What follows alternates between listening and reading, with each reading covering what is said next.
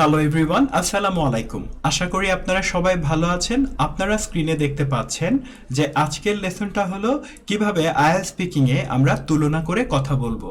তো তুলনা করে কথা বলার জন্য আগেও আমরা একটা টেমপ্লেট দিয়েছিলাম। আজকের টেমপ্লেটটি হলো যারা অনেক দুর্বল স্টুডেন্ট তারা কিভাবে তুলনা করবেন তাদের জন্য। তো প্রথমত আমরা স্ক্রিনে কতগুলো প্রশ্ন দেখতে পাচ্ছি। প্রথম প্রশ্নটা হলো what are the differences between shopping online and shopping in physical store, অর্থাৎ অনলাইনে কেনাকাটার সাথে যে দোকানে কেনাকাটা এটার পার্থক্য কি। তাহলে পার্থক্য বলার জন্য আমরা কিন্তু তুলনা করব। এরকম আরো 4টি কোয়েশ্চেন দেয়া আছে। তো চলুন আমরা একটি টেমপ্লেট প্রথমে দেখি যা দিয়ে আমরা তুলনা করব, তারপর এই প্রশ্নগুলোতে ওই টেমপ্লেটটাকে অ্যাপ্লাই করব। স্ক্রিনে আমরা দেখতে পাচ্ছি 4টি স্টেপে করা তুলনা করার একটি টেমপ্লেট। তো প্রথমে আমরা কি করব, যা দিয়ে আনসারটা স্টার্ট করব তাকে আমরা বলবো স্টার্ট অথবা স্টার্টিং। তো এখানে আমরা বলতে পারি in my view there are several কি ডিফারেন্সেস বিটুইন। এখানে বলবো যে আমার মতে কিছু ডিফারেন্স রয়েছে দুটো জিনিসের মধ্যে, টপিক 1 অ্যান্ড টপিক 2। তো এরপরে আমরা ফার্স্ট ডিফারেন্সটা বলবো, ফার্স্টলি দিয়ে শুরু করব, ওয়ারএস দিয়ে দুটোকে তুলনা করব। সেকেন্ড ডিফারেন্সটার সময় আমরা সেকেন্ডলি বলবো এবং বার্ড দিয়ে তুলনা করব।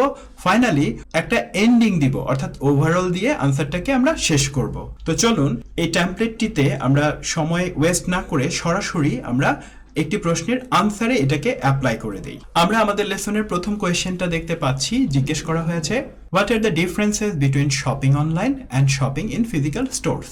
স্টার্টিং এ বলতে হবে in my view there are several key differences between shopping online and shopping in physical store. আমার মতে অনলাইনে কেনাকাটা এবং দোকানে কেনাকাটার মধ্যে বেশ কিছু পার্থক্য রয়েছে। তো ইন মাই ভিউ দিয়ে আমরা আনসারটা শুরু করলাম। ফার্স্টলি দিয়ে প্রথম ডিফারেন্সটা বলছি, online shopping is convenient because you can buy things from home.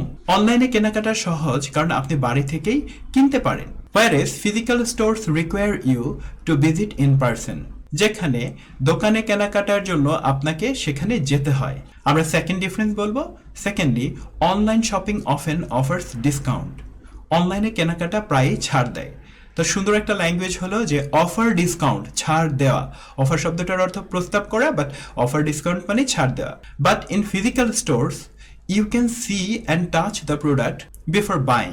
কিন্তু দোকানে কেনার সময় আপনি পণ্যটি আগে দেখে এবং ছুঁয়ে দেখতে পারবেন। তাহলে সুন্দর ল্যাঙ্গুয়েজ হলো see and touch the product, পণ্যটি দেখা এবং পণ্যটিতে স্পর্শ করা। ওভারঅল বলে আমরা আনসারটাকে ক্লোজ করে দিব। যেহেতু অনেক দুর্বল লার্নাররা এই আনসারটা ট্রাই করবে, তারা চেষ্টা করবে কম্পেয়ার করার জন্য।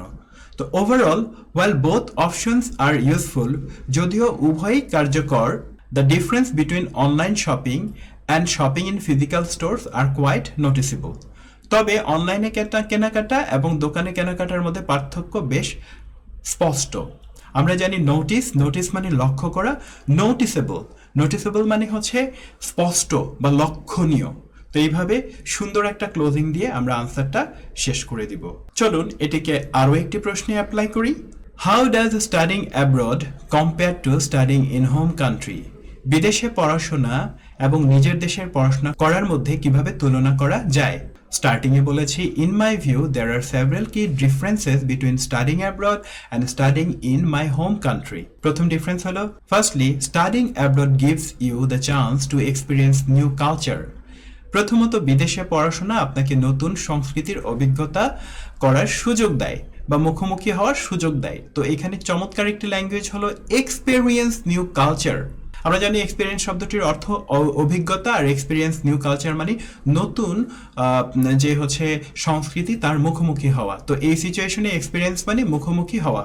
whereas যেখানে studying at home is more familiar and comfortable, যেখানে নিজের দেশের পড়াশোনা বেশি পরিচিত এবং আরামদায়ক। তো এখানে ইজ মোর ফ্যামিলিয়ার, অধিক পরিচিত, অ্যান্ড কমফোর্টেবল এবং আরামদায়ক। তো চমৎকার ল্যাঙ্গুয়েজ কিন্তু এখানে ব্যবহার করা হয়েছে।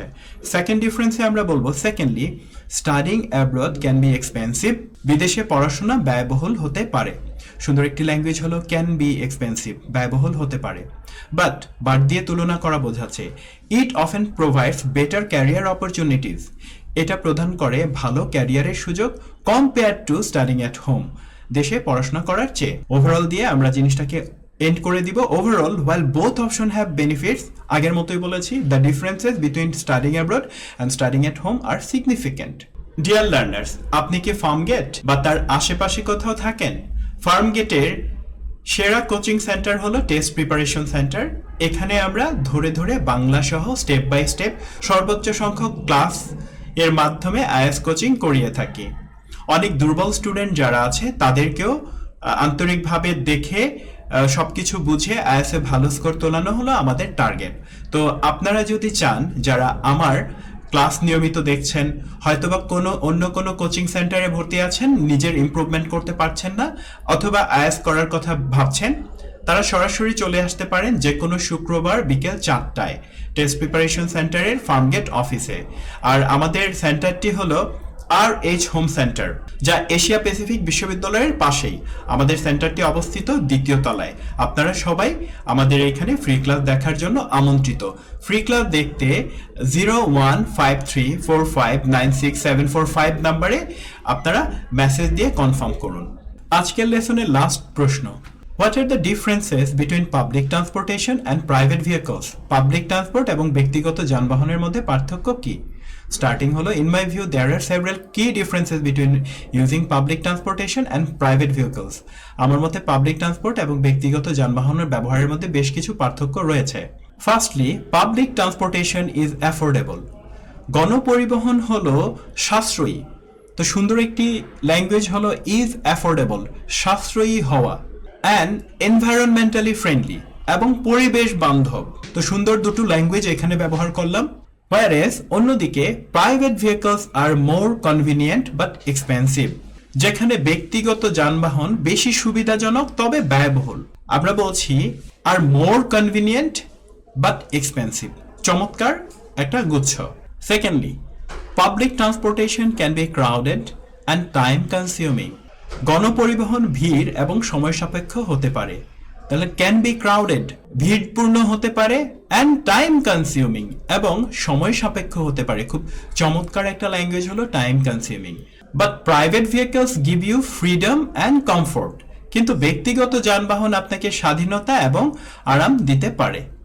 আমরা শেষ করে দিব, overall while both options are useful, সামগ্রিকভাবে যদিও উভয় অপশন কার্যকর, the differences between public transportation and private vehicles are quite clear.